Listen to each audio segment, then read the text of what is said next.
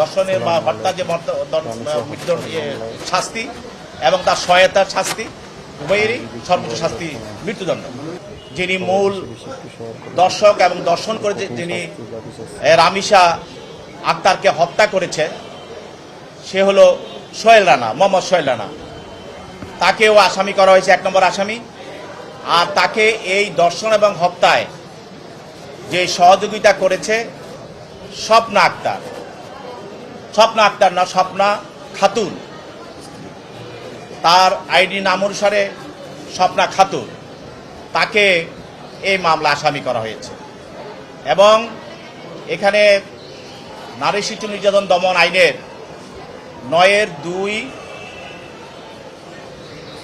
এবং 30 এই ধারা এবং দণ্ডবিধির 201 এবং 34 ধারায় এই অভিযোগপত্রটি দাখিল করা হয়েছে।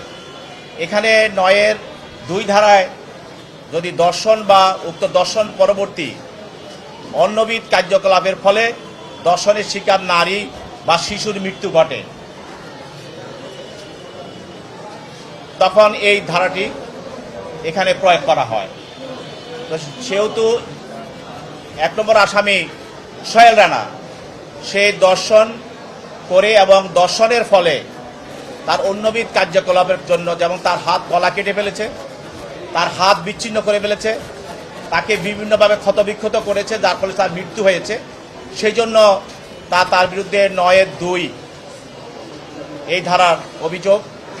এবং তার স্ত্রী স্বপ্না আক্তার, স্বপ্না খাতুন, সে যেহেতু তাকে এই কর্মের জন্য সহযোগিতা করেছে, তার বিরুদ্ধেও এই 30 ধারা সেখানে সম্পৃক্ত করা হয়েছে।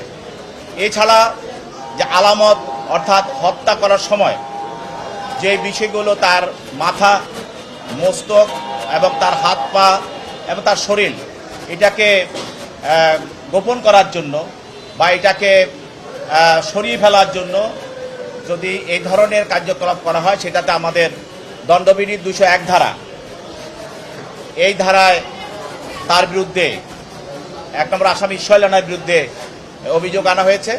এবং ওই কাজে যে সহযোগিতা করে, অর্থাৎ তার স্ত্রী, তার বিরুদ্ধে 34 ধারা সেখানেও তার বিরুদ্ধে আনা হয়েছে। অতএব এই ধারাগুলোর উপরে 2 জনের বিরুদ্ধেই আনা হয়েছে। এবং এই ধারাগুলোর সর্বোচ্চ মৃত্যুদণ্ড, দর্শনের বা হত্যার যে মৃত্যুদণ্ড শাস্তি এবং তার সহায়তার শাস্তি উভয়েরই সর্বোচ্চ শাস্তি মৃত্যুদণ্ড।